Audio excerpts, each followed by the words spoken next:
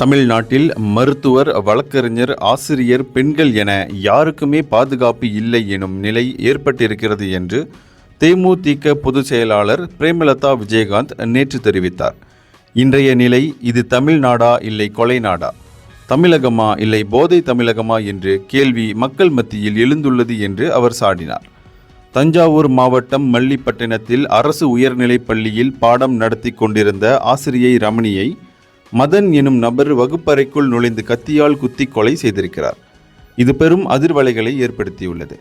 இந்த நிலையில் கிருஷ்ணகிரி மாவட்டம் ஒசூரில் நேற்று முன்தினம் நீதிமன்ற வளாகத்திற்குள் வழக்கறிஞர் கண்ணன் என்பவர் மிக கொடூரமாக வெட்டுக்கத்தியால் தாக்கப்பட்ட சம்பவம் பேரதிர்ச்சியை ஏற்படுத்தி இருக்கிறது. இந்த சம்பவங்களை நினைத்தாலே குலை நடுங்குகிறது என்று பிரேமலதா தெரிவித்தார். வழக்கறிஞரின் படுகொலை தொடர்பான வீடியோ காட்சிகளை பார்க்கும்போது அனைவரின் ஈரக்குலையும் நடுங்கும் அளவுக்கு படு பாதகமான ஒரு கொலை தமிழ்நாடு ஒசூரில் நடந்திருப்பது கண்டிக்கத்தக்கது என்று அவர் மேலும் சொன்னார். இந்தியர்களின் இதய குரல் மக்களோசை.